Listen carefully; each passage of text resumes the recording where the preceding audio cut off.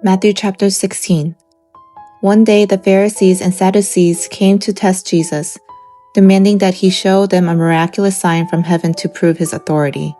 He replied, "You know the saying, red sky at night means fair weather tomorrow. Red sky in the morning means foul weather all day. You know how to interpret the weather signs in the sky, but you don't know how to interpret the signs of the times. Only an evil, adulterous generation would demand a miraculous sign, but the only sign I will give them is the sign of the prophet Jonah." Then Jesus left them and went away. Later, after they crossed to the other side of the lake, the disciples discovered they had forgotten to bring any bread. "Watch out," Jesus warned them. "Beware of the yeast of the Pharisees and Sadducees." At this, they began to argue with each other because they hadn't brought any bread. Jesus knew what they were saying, so he said, "You have so little faith. Why are you arguing with each other about having no bread? Don't you understand even yet? Don't you remember the 5,000 I fed with 5 loaves and the basket of leftovers you picked up? Or the 4,000 I fed with 7 loaves and the large basket of leftovers you picked up? Why can't you understand that I'm not talking about bread? So again I say, beware of the yeast of the Pharisees and Sadducees." Then at last they understood that he wasn't speaking about the yeast in bread, but about the deceptive teaching of the Pharisees and Sadducees.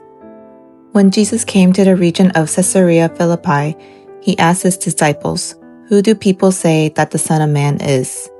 "Well," they replied, "some say John the Baptist, some say Elijah, and others say Jeremiah or one of the other prophets." Then he asked them, "But who do you say I am?" Simon Peter answered, "You are the Messiah, the Son of the living God." Jesus replied, "You are blessed, Simon, son of John, because my Father in heaven has revealed this to you. You did not learn this from any human being. Now I say to you that you are Peter, which means rock, and upon this rock I will build my church, and all the powers of hell will not conquer it. And I will give you the keys of the kingdom of heaven.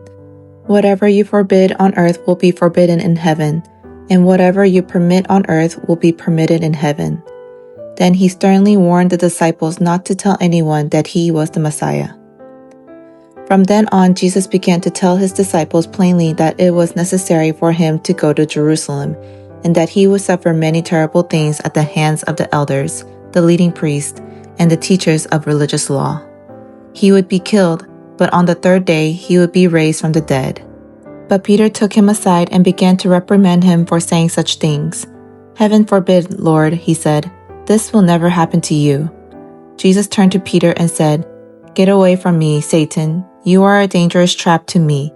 You are seeing things merely from a human point of view, not from God's." Then Jesus said to his disciples, "If any of you wants to be my follower, you must give up your own way, take up your cross, and follow me. If you try to hang on to your life, you will lose it.